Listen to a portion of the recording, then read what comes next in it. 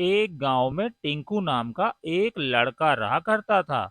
वह अपने माता पिता के साथ रहता था और टिंकू बहुत शरारती था। गांव वाले उसकी शरारतों से बहुत तंग आ चुके थे। वह रोज उसके घर पर शिकायत लेकर आते थे। अरे शांति, तेरे बेटे ने सारे गांव की नाक में दम कर दिया है। ऊपर से इसकी छुट्टियां शुरू हो गई हैं। मेरी बात मान, इसको अपनी बहन के घर कुछ दिनों के लिए भेज दे। कम से कम कुछ दिनों के लिए ही गांव में शांति तो रहेगी। देखा, तुम्हारी वजह से मुझे कितनी बातें सुननी पड़ती हैं। तुम ऐसा करो, कुछ दिनों के लिए अपनी मौसी के घर चले जाओ। तुम अपना ध्यान रखना। रास्ते में घना जंगल पड़ता है। सुना है वहां पर 3 चुड़ैलें रहती हैं जो गांव के आते जाते लोगों को कई बार सता चुकी हैं। तुम ध्यान से जाना। अरे कई दिनों से हमें कोई शिकार नहीं मिला खाने को। आज तो भगवान हमारे लिए कोई शिकार भेज दे, हम उसे चैन से खाएंगे।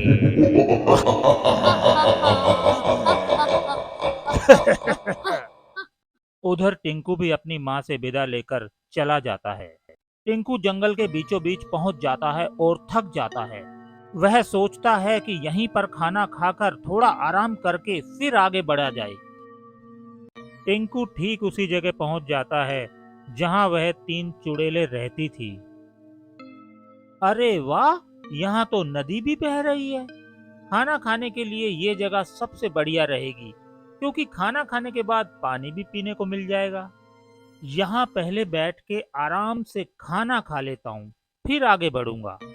अरे देखो, सामने एक बच्चा नजर आ रहा है। आज हम तीनों इसी को अपनी खुराक बनाएंगे।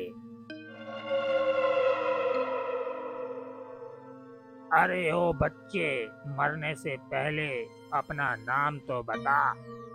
अच्छा, तुम कौन हो जो मुझे मारने की बातें कर रही हो? हम पिचासनी है। तेरी कोई आखिरी इच्छा है तो बता। क्या तुम मुझे 2 मिनट का समय दे सकती हो? ठीक है।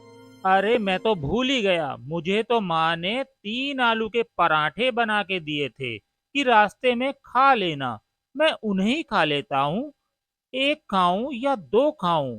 अरे भूख तो बहुत लगी है, तीनों को ही खा लेता हूँ। अरे तुमने कुछ सुना? ये किसको खाने की बात कर रहा है? अरे मुझे लगता है ये हम तीनों को ही खाने की बात कर रहा है। ओ बच्चे, हमें मत खाना। हैं, क्या कहा तुमने? हाँ, तुम जो कहोगे हम वही करेंगे। अच्छा तो ठीक है, मैं ये चाहता हूँ कि तुम ये जंगल छोड़ के कहीं दूर चली जाओ और किसी भी गांव वाले को कभी भी परेशान ना करो। बोलो, मंजूर है?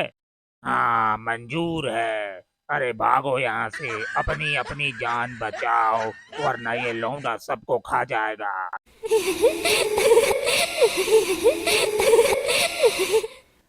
अरे भाई, तुम भी जाओ या तुम्हें कुछ और खुराक चाहिए? और इस तरह टिंकू ने अपने शरारती और नादान स्वभाव की वजह से उन तीनों चुड़ैलों को भागने पर मजबूर कर दिया और गांव वालों ने भी सुख की सांस ली।